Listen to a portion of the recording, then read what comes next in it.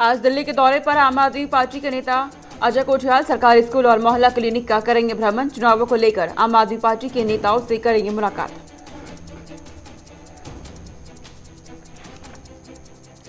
उत्तराखंड चुनाव को लेकर कांग्रेस की तैयारियां शुरू। जनवरी के पहले सप्ताह में प्रत्याशियों की सूची जारी करेगी।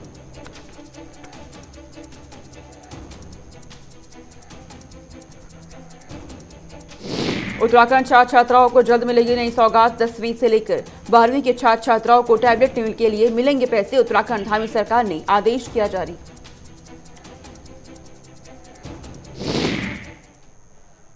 नमस्कार, बहुत स्वागत है आपका। आप देख रहे हैं गुलिस्तान न्यूज। मैं आपके साथ सोनिका सिंह। बुलेटिन की शुरुआत करते हैं। तमाम बड़ी खबरों से आपको रूबरू कराएंगे। सीधा उत्तराखंड लिए चलते हैं। बड़ी जानकारी अभी सामने आ रही है कि उत्तराखंड से आम आदमी पार्टी के नेता अजय कोठियाल दिल्ली पहुंचेंगे और सरकारी स्कूल मोहल्ला क्लिनिक का भ्रमण करेंगे। ये बड़ी जानकारी मिल रही है। चुनावों को लेकर आम आदमी पार्टी के कई नेताओं से दिल्ली में मुलाकात भी करेंगे। राजकीय सर्वोदय कन्या बाल विद्यालय का दौरा भी करेंगे। ये बड़ी जानकारी मिल रही है। आम आदमी पार्टी के नेता कर्नल अजय कोठियाल जो उत्तराखंड में सीएम पद के उम्मीदवार हैं, दिल्ली आएंगे आज। बड़ी जानकारी है इस वक्त की। इसके लिए तमाम विपक्षी दलों को उनकी तरफ से निमंत्रण भी दिया गया है और कहा गया है कि आप भी दिल्ली आए और दिल्ली में विकास मॉडल को देखें। खास करके मोहल्ला क्लिनिक का जिक्र उनकी तरफ से किया गया और साथ ही जो तमाम विकास दिल्ली में किए गए हैं उनका जिक्र उत्तराखंड में लगातार किया जा रहा है और कहा जा रहा है कि दिल्ली की तर्ज पे उत्तराखंड का विकास करेंगे। तो आम आदमी पार्टी के नेता अजय कोठियाल दिल्ली पहुंच रहे हैं। यहां पहुंचने के बाद तमाम नेताओं से मुलाकात इनकी होगी। आगामी विधानसभा चुनाव 2022 को लेकर रणनीति बनाई जाएगी और एजेंडा सेट किया जाएगा कि आखिर किस तरीके से उत्तराखंड वासियों को साधा जाए, क्योंकि लगातार उत्तराखंड का रुख कर रहे हैं दिल्ली के तमाम नेता। और अब अजय कोठियाल जो दिल्ली पहुंचने वाले हैं, मुलाकात की जाएगी आम आदमी पार्टी के दिग्गज नेताओं से और मुलाकात में रणनीति तय की जाएगी आगामी विधानसभा चुनाव को लेकर। वहीं मोहल्ला क्लिनिक का भ्रमण भी करेंगे। स्वास्थ्य को लेकर मैं आमंत्रित करता हूं लगातार कहा जाता है बीजेपी और कांग्रेस, इन सबके जो समझदार लोग हैं, इनके जो मिनिस्टर्स हैं, जो रिस्पॉन्सिबल समझते हैं अपने को, कि मेरे साथ आइए। मैं जा रहा हूं वहां पे कुछ और लोगों के साथ में डिस्कस करने और देखने और सीखने कैसे अच्छे स्कूल चलते हैं। उन स्कूलों में जाकर के, वहां पे जाकर के किस तरीके से वहां फंक्शनिंग हो रही है। मैं जा रहा हूं मोहल्ला क्लिनिक में, दिल्ली में जो चल रही हैं। मैं जा रहा हूं वहां के हॉस्पिटलों में कि किस प्रकार से वहां पे फ्री और अच्छे प्रकार की हाई क्वालिटी एजुकेशन और हेल्थ की जो स्कीम्स हैं वो इंप्लीमेंट हो रही हैं। मैं आपको आमंत्रित करता हूं, बीजेपी कांग्रेस को, आइए मेरे साथ चलिए और मैं आपको वहां पे लेके जाकर के दिखाना चाहता हूं कि खाली हम फ्री बोल नहीं रहे हैं, हम पिछले 5 साल से यहाँ पे अमल करके दिखा चुके हैं, जो कि उत्तराखंड में लेकर के आएंगे। इसी खबर पर ज्यादा जानकारी के साथ मेरे दो सहयोगी मेरे साथ जुड़ गए हैं। धनराज गर्ग और उज्जवल कुमार मेरे साथ जुड़ गए हैं। धनराज, आप जानकारी दीजिएगा पहले कि कब तक दिल्ली पहुंचेंगे अजय कोठियाल और क्या कुछ आज दिल्ली में रहने वाला है? जी सोनिका, बिल्कुल जिस तरीके से 2022 का चुनाव उत्तराखंड में नजदीक आ रहा है, तो कहीं ना कहीं जो उत्तराखंड की राजनीति है वो गर्माती हुई नजर आ रही है। और अब आम आदमी पार्टी के जो सीएम का चेहरा है अजय कर्नल कोठियाल, वो दिल्ली के दौरे पर आज जा रहे हैं और साफ तौर पर उन्होंने बीजेपी और कांग्रेस को भी आमंत्रित किया है। उन्होंने साफ तौर पर कहा है कि बीजेपी और कांग्रेस के जो बड़े नेता है, जो अपने आप को समझते हैं कि वो एक जिम्मेदारी निभा सकते हैं उत्तराखंड की, वो मेरे साथ चले और दिल्ली का जो मॉडल है, अस्पतालों का जो मॉडल है या फिर स्कूलों का जो मॉडल है वो मेरे साथ चलकर देखे। क्योंकि आज अजय कर्नल कोठियाल कहीं ना कहीं दिल्ली पहुंचेंगे और वहां पर जो स्कूल है उनका जायजा लेंगे और साथ ही जो मोहल्ला क्लिनिक है उनका भी जायजा लेंगे। और उन्होंने साफ तौर पे यही कहा है कि मैं वहां पर जा रहा हूं सीखने के लिए कि आखिर किस तरीके से स्कूल चलते हैं और किस तरीके से मोहल्ला क्लिनिक चलते हैं और किस तरीके से दिल्ली के अस्पताल चल रहे हैं। मुफ्त इलाज सबको मिल रहा है, लेकिन उत्तराखंड में कहीं भी मुफ्त इलाज नहीं मिल पा रहा है। तो उसको वहां से सीख कर आएंगे तो कहीं ना कहीं उत्तराखंड में जब उनकी पार्टी की सरकार बनेगी तो वो जो दिल्ली मॉडल है उसको उत्तराखंड में भी विकास के रूप में कहीं ना कहीं आगे बढ़ाएंगे। जी सोनी। ठीक है धनराज, मेरे सहयोगी उज्जवल मेरे साथ जुड़े हुए हैं, उनका रुख करना चाहूंगी। उज्जवल, धनराज जिस तरीके से जानकारी दे रहे हैं कि कर्नल अजय कोठियाल उत्तराखंड पहुंच रहे हैं, शिक्षा और स्वास्थ्य को किस तरीके से दिल्ली में विकास मॉडल को पेश किया जाता है उसे देखने के लिए, यानी दिल्ली में अब उत्तराखंड में जीत का रास्ता ढूंढा जा रहा है। बिल्कुल ठीक है। देखिए सोनिका, अगर हम उत्तराखंड के जो सीएम का चेहरा आम आदमी पार्टी की तरफ से रिटायर्ड कर्नल अजय कोठियाल की अगर बात करें तो वो आज दिल्ली दौरे पर हैं और विनोद नगर स्थित देखिए राजकीय कन्या बाल विकास जो विद्यालय है वो वहां पर जाकर दौरा करने वाले हैं। वो तमाम चीजें देखेंगे और देखिए कहीं ना कहीं आगामी उत्तराखंड के विधानसभा के जो 2022 के चुनाव हैं उसके मद्देनजर हो रहा है। और इसी के साथ देखिए अजय कोठियाल ने तमाम जितने भी विपक्ष दल हैं उनको भी उन्होंने अपने साथ आमंत्रित किया। चाहे देखिए हम हरीश रावत की बात करें या सीएम पुष्कर सिंह धामी की, उन्होंने अपने ट्विटर हैंडल से अजय कोठियाल ने एक ट्वीट भी किया, उसमें उन्होंने देखिए साफ आमंत्रण किया है कि आप हमारे साथ चलिए कि किस तरीके से विकास होता है, हम आपको दिल्ली का मॉडल दिखाएंगे, जो दिल्ली के स्कूल से वहां लेके जाएंगे और इसी के साथ जो दिल्ली के मोहल्ला क्लिनिक है वहां का भी देखिए जायजा लेंगे। और तकरीबन दोपहर बाद यानी देखिए तकरीबन 1-1:30 के बाद का समय रहेगा, तकरीबन 2 बजे का समय रहने वाला है जब अजय कोठियाल जो है दिल्ली के मोहल्ला क्लिनिक का दौरा करेंगे। और इसी को लेकर देखिए वो आज दिल्ली के अपने दौरे पर आ रहे हैं और उत्तराखंड से ही और वहां के लोगों को दिखाना चाहते हैं कि दिल्ली किस तरीके से आगे विकास की ओर आगे बढ़ रही है। दिल्ली में लोगों को शिक्षा फ्री मिल रही है, दिल्ली में लोगों को देखिए बस राइड फ्री मिल रही है, दिल्ली में लोगों को बिजली जो है वो फ्री मिल रही है। ये तमाम चीजें कहीं ना कहीं वहां के उत्तराखंड के लोगों को दिखाने के लिए ही जो है अजय कोठियाल आज दिल्ली आ रहे हैं। और वो देखिए आज दिल्ली में भी तमाम जितने भी बड़े नेता है आम आदमी पार्टी के उनसे भी बहुत मुमकिन है मुलाकात कर सकते हैं सोनिका। यानी फ्री पॉलिटिक्स किस तरीके से की जानी है उसको समझेंगे उज्जवल, और जानकारी ये भी दीजिएगा कि किन किन नेताओं से मुलाकात होनी है, क्योंकि कहा जा रहा है कि आम आदमी पार्टी के दिग्गज नेताओं से मुलाकात करेंगे।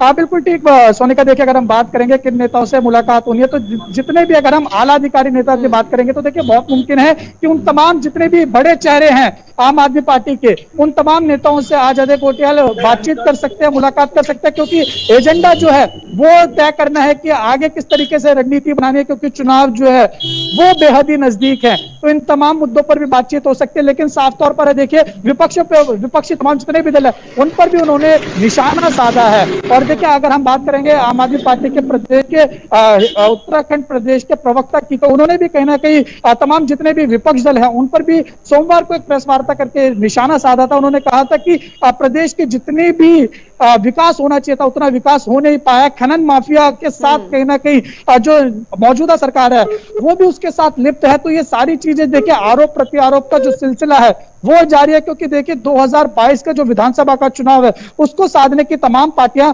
पूरी कोशिश में लगी हुई हैं सोनिका।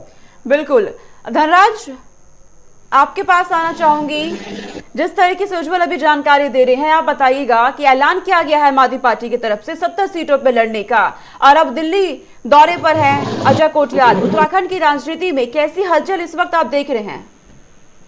बिल्कुल सोनिका, जिस तरीके से देखा जाए कि उत्तराखंड का जो 2022 का चुनाव है उसको साधने की कोशिश लगातार कर रहे हैं, क्योंकि उत्तराखंड का जो इतिहास पहले से रहा है वो यही है कि बीजेपी और कांग्रेस की सरकार उत्तराखंड में बनती है। लेकिन इस बार जिस तरीके से आम आदमी पार्टी ने भी अपनी दस्तक उत्तराखंड में दे दी है, तो कहीं ना कहीं जो दिल्ली का मॉडल है उस पर कार्य करने की बात उत्तराखंड में की जा रही है कि जिस तरीके से बिजली फ्री की बात हो या स्वास्थ्य सेवाओं की बात हो या फिर रोडवेज की बसों में फ्री मुफ्त यात्रा की बात हो, तमाम तरह की जो योजनाएं दिल्ली के अंदर चल रही हैं उन योजनाओं को उत्तराखंड में उतारने की बात लगातार आम आदमी पार्टी के जो सीएम का चेहरा है जो कर्नल कोठियाल वो बहुत कर रहे हैं। उन्होंने साफ तौर पे ये भी कहा है कि यदि उत्तराखंड में उनकी सरकार आती है तो कहीं ना कहीं जो दिल्ली मॉडल है, विकास जैसा दिल्ली में हो रहा है ऐसा ही विकास उत्तराखंड में भी किया जाएगा। अब ये तो आने वाला समय ही बताएगा सोनिका की आखिर तक किसके हाथ लगती है, बीजेपी, कांग्रेस या आम आदमी पार्टी। लेकिन ये तय है कि जिस तरीके से त्रिकोणीय चुनाव इस बार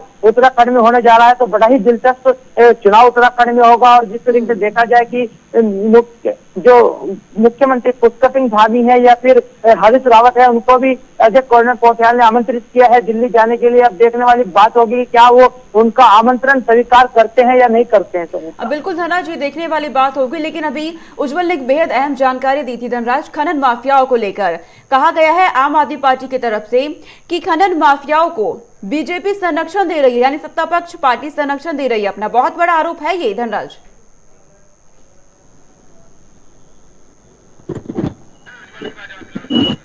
उज्जवल, आपके पास आना चाहूंगी। धनराज तक हमारी आवाज नहीं पहुंच पा रही है। उज्जवल, ये बहुत बड़ा आरोप आम आदमी पार्टी की तरफ से सत्ता पक्ष में लगाया गया है कि खनन माफियाओं को संरक्षण दे रही है बीजेपी। बिल्कुल ठीक सोनिका, क्योंकि देखिए अगर हम बात करेंगे आम आदमी पार्टी के प्रवक्ता की, तो कल ही देखिए उन्होंने एक प्रेस वार्ता की थी जिसमें उन्होंने ये आरोप लगाया है कि जो बीजेपी है वो कहीं ना कहीं खनन माफियाओं के साथ लिप्त है और उनके ऊपर आरोप लगाया, और काफी बड़ा आरोप है। देखिए इतना ही नहीं, उन्होंने बीजेपी पे नहीं साथ ही कांग्रेस पर भी निशाना साधा। उन्होंने कहा है कि तकरीबन देखिए 70 साल हो चुके हैं पूरे, अगर हम उत्तराखंड की अगर बात करेंगे तो खासकर उत्तराखंड को देखिए 20 से 21 साल हो चुके हैं अलग हुए उत्तर प्रदेश से, और तब से लेके अभी तक जो है उत्तराखंड का जितना विकास होना चाहिए था उतना विकास हो नहीं पाया है। खनन माफियाओं के साथ तमाम जितनी भी सरकारें पहले रही हैं वो लिप्त रही हैं। इसी के साथ देखिए जितना लोगों को सुविधाएं मिलनी चाहिए थी वो नहीं मिल पाई है। उन्होंने एक बयान में देखिए ये भी कहा है कि उत्तराखंड के जो जवान हैं उनकी जो जवानी है और उत्तराखंड का जो पानी है वो कहीं ना कहीं उत्तराखंड के ही काम नहीं आ रहा है, क्योंकि लोगों को मजबूरन पलायन करना पड़ रहा है अपने रोजगार के लिए, क्योंकि उत्तराखंड में इतने रोजगार के मौके जो है वो कहीं ना कहीं मौजूदा जितनी भी सरकारें रही हैं और मौजूदा सरकार की भी बात करें तो वो उत्पन्न नहीं कर पाई हैं। यही बड़ा कारण रहा है कि तमाम जितने भी उत्तराखंड के नौजवान लोग हैं वो उत्तराखंड से पलायन करते हैं, क्योंकि इतनी वहां पे नौकरियां नहीं है। में नए खिलाड़ी हैं, लेकिन तमाम कोशिशें की जा रही है 2022 में जीत दर्ज करने के लिए। आप दोनों का ही बहुत शुक्रिया मेरे साथ जुड़ने के लिए, तमाम जानकारी पहुंचाने के लिए। आगे रुक करते हैं आगामी विधानसभा चुनावों के मद्देनजर कांग्रेस पार्टी जनवरी के पहले सप्ताह में प्रत्याशियों की सूची जारी करेगी। बड़ी जानकारी मिल रही है, कांग्रेस ने तैयारियां पूरी कर ली है, तैयारियां शुरू कर दी गई है। जनवरी के पहले सप्ताह में प्रत्याशियों की सूची जारी करेगी कांग्रेस। 40 सीटों पर प्रत्याशियों का इंटरव्यू पूरा हुआ है, ये जानकारी मिल रही है। हरिद्वार से 8 और रानीपुर से 9 ने टिकट की दावेदारी की है कांग्रेस की तरफ से। तो ये बड़ी जानकारी इस वक्त आपको दे रहे हैं। कांग्रेस स्क्रीनिंग कमेटी के चेयरमैन अश्वनी पांडे ने प्रेस कॉन्फ्रेंस की और उन्होंने कहा कि अब तक 40 सीटों पर प्रत्याशियों का इंटरव्यू किया जा चुका है। साथ ही आगामी चुनाव को लेकर कांग्रेस में टिकट के लिए घमासान मचा हुआ है। हरिद्वार विधानसभा से 8 और रानीपुर विधानसभा से 9 लोगों ने टिकट के लिए आवेदन किया है। इसी क्रम में मंगलवार को कांग्रेस के केंद्रीय टीम प्रदेश स्क्रीनिंग कमेटी के चेयरमैन अविनाश पांडे के साथ धर्मनगरी पहुंच रही है। उत्तराखंड से हमारे ब्यूरो चीफ धीरेन्द्र प्रताप सिंह मेरे साथ जुड़ गए हैं तमाम जानकारी के साथ। धीरेन्द्र, कांग्रेस ने तैयारी पूरी कर ली है और अब कहा गया है कि 40 प्रत्याशियों की सूची भी जारी की जाएगी, क्या अपडेट आपके पास? बिल्कुल सुनकर देखिए, कांग्रेस अपने प्रत्याशियों की जो सूची है उस पर लगातार काम कर रही है। हालांकि कांग्रेस प्रदेश नेतृत्व का ये दावा था कि दिसंबर अंत तक वे कम से कम आधे सीटों पे यानी 35 सीटों पे जो अपने प्रत्याशी है उनके नामों की घोषणा कर देंगे, लेकिन ये हो नहीं सका, क्योंकि अभी आप देखिए कि सिर्फ एक सीट पे अगर दावेदारों की बात करें तो कम से कम 8 से 9 लोग हैं, और इस तरह से 70 सीटों पे अगर बात करें तो लगभग 500 से ऊपर जो दावेदार है उनकी संख्या चली जाती है। तो उनका इंटरव्यू करना, उनका धरातल पे जो स्थिति है उसकी समीक्षा करना, उसका ग्राउंड जीरो से फीडबैक लेना एक बड़ा काम है, बड़ा कठिन काम है। तो इसको देखते हुए जो कांग्रेस की टीम बनी है स्क्रीनिंग कमेटी अविनाश पांडे के नेतृत्व में, वो लगातार काम कर रही है और उन्होंने अब तक ये दावा किया है कि अब तक 40 सीटों पे जो इंटरव्यू होते हैं सांगठनिक रूप से वो संपन्न किए जा चुके हैं। और उन्होंने ये अंदेशा जताया है, संभावना जताई है कि जनवरी माह के प्रथम सप्ताह में लगभग 40 सीटों पे वो प्रत्याशी घोषित कर देंगे। यही हाल अन्य पार्टी के लोगों का भी है, वहां भी यह प्रक्रिया बहुत तेजी से चल रही है। लेकिन हम कांग्रेस की बात कर रहे हैं तो कांग्रेस में दावेदारों की एक लंबी चौड़ी फौज है, जिसमें से उचित प्रत्याशी ढूंढना, विनिंग या जिताऊ प्रत्याशी ढूंढना एक बहुत कठिन काम है। और जो कांग्रेस का पूरा नेतृत्व है, इवन वो आला कमान हो या प्रदेश पीसीसी के लोग हो, लगातार इस पे मंथन कर रहे हैं। सोनिका, आप देख रही होंगी देहरादून, हरिद्वार और कुमाऊं के अलग अलग स्थानों पे लगातार इनके साक्षात्कार आवेदनकर्ताओं के चल रहे हैं। देखने वाली बात होगी कि दिसंबर अंत तक प्रत्याशियों की घोषणा करने का दावा करने वाली कांग्रेस क्या अब भी अपने दावे पर खरे उतरती है और जनवरी के पहले सप्ताह में अपने प्रत्याशियों की कोई लिस्ट जारी करती है या नहीं करती है।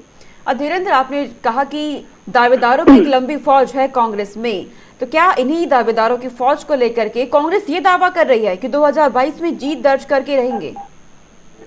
अब बिल्कुल सोनिका, देखिए दावेदारों की जब फौज लंबी होती है तो इसका ये अर्थ भी होता है कि पार्टी की सत्ता में आने की संभावना भी ज्यादा है। तो निश्चित रूप से अधिक दावेदार है तो उनके अंदर जो कांग्रेस नेता है उनको जरूर कुछ न कुछ अपना भविष्य दिखाई दे रहा होगा कि आने वाले समय में पार्टी सत्ता में आ सकती है। उसको देखते हुए ये लंबी दावेदारों की लाइन या फौज खड़ी हो गई है। अब इनमें से उचित प्रत्याशी, जिताऊ प्रत्याशी छांटना, कितना कांग्रेस को संघर्ष करना होगा और उसका जो छटनी प्रक्रिया होगी, जो चयन प्रक्रिया होगी, वह कितनी जो है सफल होती है, उसी सूची की सफलता पे, उसी छटनी की सफलता पर ही कांग्रेस की सफलता भी निर्भर करेगी। क्योंकि पार्टी संगठन जितने जिताऊ उम्मीदवारों को छांट लेंगे, चयनित कर लेंगे, वही जीत करके पार्टी को सत्ता में ले जाएंगे। तो इसीलिए समय भी लग रहा है। पार्टी दावा करती है मैं दिसंबर तक प्रत्याशी घोषित कर दूंगी, लेकिन समय लगता है। तो जाहिर सी बात है, ये एक नेचुरल बात है, क्योंकि लंबी चौड़ी फौज में से उचित कैंडिडेट का चयन करना बेहद कठिन काम है। और पार्टी अब पूरी तरह से सत्ता में वापसी को लेकर के आसान्वित है, इसलिए कोई चूक, कोई भूल नहीं करना चाहती। और पार्टी इसलिए भी समय से चयन करना चाहती, जिससे जो लोग नाराज हो, जिनको टिकट नहीं मिलेगा, जाहिर सी बात है वो तात्कालिक रूप से नाराज हो गए, तो उनको संतुलित किया जा सके, उनको ये समझाया जा सके कि सरकार आने पे उनका समायोजन किया जाएगा। इस लिहाज से पार्टी के टिकटों में जो घोषणा होने में विलंब हो रहा है। सोनिका, धीरेन्द्र, राजनीतिक दल सभी इस वक्त एक्टिव मोड में हैं, तमाम कोशिशें हर एक दल कर रहे हैं, लेकिन ऐसे में अगर बात की जाए धीरेन्द्र जनता की, तो उत्तराखंड की जनता का मूड आप क्या देखते हैं? बिल्कुल सोनिका, देखिए जनता का जो मूड है, अगर कांग्रेस और बीजेपी दोनों की गतिविधियों को आप बहुत ही निष्पक्षता के साथ आकलन करें, ऑब्जर्व करें एक ऑब्जर्वर के तौर पे, तो दोनों के लिए ही जो जनता है वो 50-50 के हालात में है। क्योंकि एक तरफ जहां मोदी मिरेकल चल रहा है, मोदी आते हैं तो बहुत भीड़ होती है, वही दूसरी तरफ उसी मैदान में जब राहुल गांधी आते हैं ठीक 12 दिन बाद, तो वहां पर मोदी के लगभग भीड़ हो जाती है। कांग्रेस नेताओं का जो दावा होता है वो कि मोदी से अधिक भीड़ है, लेकिन हम अधिक और कम में न जाकर के जो भीड़ की बात करें तो दोनों नेताओं दावेदारी सभी पार्टियों की तरफ से की जा रही है। हालांकि देखना होगा 2022 में क्या परिणाम रहते हैं। फिलहाल बहुत शुक्रिया धीरेन्द्र हमारे साथ जुड़ने के लिए। आगे रुक करते हैं, एक और बड़ी जानकारी उत्तराखंड से सामने आ रही है। उत्तराखंड में छात्र छात्राओं को जल्द नई सौगात मिलने जा रही है। तो बड़ी जानकारी, छात्र और छात्राओं के लिए 10वीं से लेकर 12वीं के छात्र छात्राओं को टैबलेट के लिए पैसे मिलेंगे, ये जानकारी मिल रही है। इसके लिए उत्तराखंड धार्मिक सरकार ने आदेश भी जारी किया है। डीबीटी के माध्यम से ये पैसा दिया जाएगा। छात्र और छात्राओं के लिए ये बड़ी खुशखबरी भी सामने आई है, नई सौगात मिलने जा रही है छात्र छात्राओं को। तो डीबीटी के माध्यम से पैसा दिया जाएगा। शिक्षा महानिदेशक की तरफ से ये कहा गया है कि माध्यमिक शिक्षा के लिए तकरीबन 1,59,000 छात्र छात्राओं के खातों में धनराशि आएगी। तो छात्र छात्राओं के लिए ये बेहद ही एक अच्छा मौका कहा जा सकता है। नई सौगात धामी सरकार की तरफ से दी जा रही है। टैबलेट के लिए पैसे दिए जाएंगे ताकि छात्र छात्राएं अपने भविष्य के लिए और अच्छे से पढ़ाई कर सके। ऑनलाइन शिक्षा के माध्यम के तहत देखा जाए तो एक जरूरत है ये छात्र छात्राओं की, टैबलेट उनके पास होना, एक मोबाइल फोन उनके पास होना। तो ऐसे में धामी सरकार गंभीर नजर आई है और सौगात दी जाएगी छात्र छात्राओं को। डीबीटी के माध्यम से खातों में पैसे ट्रांसफर किए जाएंगे। उत्तराखंड धामी सरकार की तरफ से इसके लिए आदेश भी जारी कर दिया है। 10वीं से 12वीं के छात्र छात्राओं को टैबलेट के लिए पैसे दिए जाएंगे।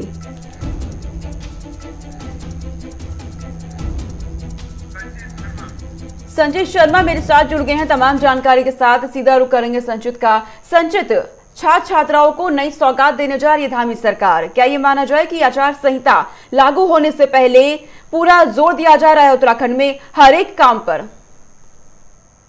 देखिए, आचार संहिता की बात को अगर अलग रखा जाए तो सोनिका, देखिए पुष्कर सिंह धामी के कार्यकाल की अगर बात की जाए तो पुष्कर सिंह धामी के कार्यकाल को भी बेहद ही कम समय हुआ है और साथ ही साथ उनको तो जितना समय मिला है उन्होंने अपने कार्यकाल में जो घोषणाएं करनी थी, जो शिलान्यास करने थे, जो तमाम तरीके की योजनाएं उत्तराखंड में धरातल पे लागू करनी थी, वो सारे काम उन्होंने किए हैं। क्योंकि देखिए, बताओ मुख्यमंत्री उन्होंने साफ तौर पे कहा कि उनका एक दायित्व बताया कि उत्तराखंड की जो समस्याएं रही है, उन्होंने साफ तौर पे कहा कि जो पूर्व मुख्यमंत्री रहे उनके कार्यकाल को मैं नहीं जानता अच्छा था बुरा था, लेकिन मैं अगर अपने कार्यकाल की बात करूं, मेरे कार्यकाल में जो कार्य किए जाएंगे वो सारे जनहित के कार्य किए जाएंगे। और जिस भी वर्ग की अगर बात की जाए, हर वर्ग को उन्होंने साथ देने का काम किया। आप देखिए कि युवाओं की बात करें, छात्रों की बात करें, आप देखिए छात्रों की जो समस्याएं थी, बेरोजगारी की समस्या थी, और युवाओं को देखिए जो रोजगार देने का उन्होंने काम किया है, भर्तियां निकाली, छात्र छात्राओं को 10वीं 12वीं पास करने वाले छात्रों को टैबलेट दे रहे हैं। तो कहीं ना कहीं देखिए पुष्कर सिंह धामी जो मुख्यमंत्री का एक दायित्व होता है, जो सरकार का एक दायित्व होता है जनता के लिए,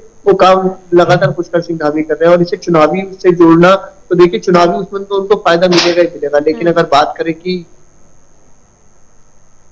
चलिए संचित, बहुत शुक्रिया हमारे साथ जुड़ने के लिए, तमाम जानकारी हम तक पहुंचाने के लिए। आगे रुख करते हैं, देश और दुनिया के पर्यटकों को आकर्षित करने वाली पहाड़ों की रानी मसूरी में पार्किंग का घोर अभाव रहता है, जिसके चलते जगह जगह भारी जाम की स्थिति बनी रहती है। हालांकि अच्छी बात अब यह है कि लंबे इंतजार के बाद मसूरी को 212 वाहनों की मल्टी लेवल पार्किंग मिल गई है। मुख्यमंत्री पुष्कर सिंह धामी ने किनक्रेग में 31 करोड़ 95 लाख रुपए से बनाई गई पार्किंग को जनता को समर्पित कर दिया है। इसके साथ ही 18 करोड़ 20 लाख रुपए से बनाए गए बहुउद्देशीय टाउन हॉल जनता को समर्पित किया गया है।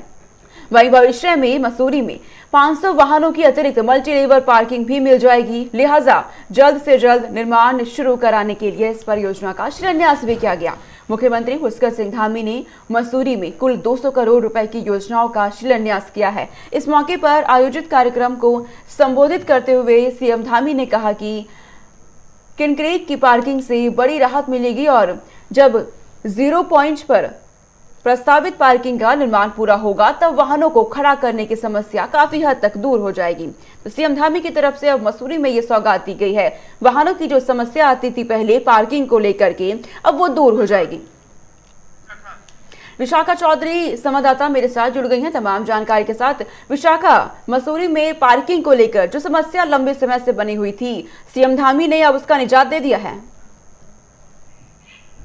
देखिए, मुख्यमंत्री की तरफ से राजनीति के क्षेत्र में आगे बढ़ाने के जो दावे हैं, वादे हैं, वो किए गए थे। और मसूरी क्योंकि उत्तराखंड का सबसे फेमस, सबसे प्रसिद्ध जो पर्यटक स्थल है, वो माना जाता है। देश भर से ही नहीं बल्कि विदेशों से भी हजारों की संख्या में जो पर्यटक हैं वो मसूरी में पहुंचते हैं। और एक बड़ी जो परेशानी रहती है वह, क्योंकि पहाड़ों में संकरा मार्ग है, तो वहां पर वाहनों की जब लोग गाड़ियों से पहुंचते हैं तो एक बड़ी दिक्कत का सामना करना पड़ता है। इसके चलते कई बड़े हादसे भी राज्य में होते हैं। उसी को दूर करने के लिए मुख्यमंत्री की तरफ से लगभग एक बड़ी जो पार्किंग स्थल है उसका लोकार्पण किया गया। और पर्यटक स्थल के तौर पर जो एक बड़ी परेशानी थी मसूरी वासियों की या अन्य जो पर्यटक वहां पर पहुंचते हैं उनकी, उसको दूर करने का जो प्रयास है वो इस पार्किंग स्थल से किया जाएगा। और इसी के साथ मुख्यमंत्री ने कहा है कि बहुत जल्द इसके अलावा भी लगभग 500 से अधिक वाहनों का जो पार्किंग स्थल है उसका निर्माण जो है वो चल रहा है, बहुत जल्द वो भी बनकर तैयार हो जाएगा। तो जाहिर तौर पर यह जो घोषणा है वो मसूरी को कहीं ना कहीं एक पर्यटक हब के तौर पर आगे विकसित करने में। विशाखा, एक मसूरी के लिए बेहद अच्छी घोषणा की गई है सीएम धामी की तरफ से। हमारे साथ जुड़ने के लिए बहुत शुक्रिया विशाखा, तमाम जानकारी हम तक पहुंचाने के लिए। आगे रुख करते हैं, उत्तराखंड में 24 दिसंबर से मौसम बदलने जा रहा है। तो उत्तराखंड का मौसम एक बार फिर करवट लेने जा रहा है। इस साल क्रिसमस पर प्रदेश में बारिश, बर्फबारी के आसार हैं। 23 दिसंबर तक मौसम शुष्क बना रहेगा। मौसम विज्ञान केंद्र देहरादून की ओर से सोमवार देर शाम जारी पूर्वानुमान के अनुसार 21 दिसंबर को मैदानी क्षेत्रों खासकर यूएस नगर और हरिद्वार में शीतलहर का प्रकोप रहेगा। दोनों जिलों में कोहरा भी छा सकता है। मौसम विभाग ने इसे लेकर येलो अलर्ट जारी किया है। तो मौसम उत्तराखंड का बदलने जा रहा है, इसे लेकर के मौसम विभाग की तरफ से येलो अलर्ट भी जारी किया है। चलिए आगे रुख करते हैं, बड़ी जानकारी पंजाब से सामने आ रही है। बड़ी जानकारी है कि 23 दिसंबर को किसान संगठनों और पंजाब सरकार के बीच बैठक होगी। बैठक का समय रखा गया है सुबह 11 बजे पंजाब भवन में ये बैठक होगी। 23 दिसंबर की तारीख तय की गई है। इसके लिए कृषि से जुड़े अलग अलग मुद्दों पर चर्चा के लिए सरकार ने निमंत्रण भेजा है। तो पंजाब सरकार और किसान संगठनों के बीच बातचीत होगी। कृषि क्षेत्र से जुड़े कई मुद्दों पर बातचीत होगी। पंजाब सरकार की तरफ से न्योता भेजा गया है किसान संगठनों को। 23 दिसंबर को ये बैठक होनी है। दरअसल सीएम चन्नी जो लगातार कर्ज माफी को लेकर, किसानों के इस मुद्दे को लेकर मुखर नजर आ रहे हैं और अब पंजाब सरकार और किसान संगठनों के बीच बातचीत होने जा रही है। चलिए इस बुलेटिन में फिलहाल इतना ही। देश और दुनिया की तमाम खबरों के लिए देखते रहिए गुलिस्तान न्यूज। नमस्कार।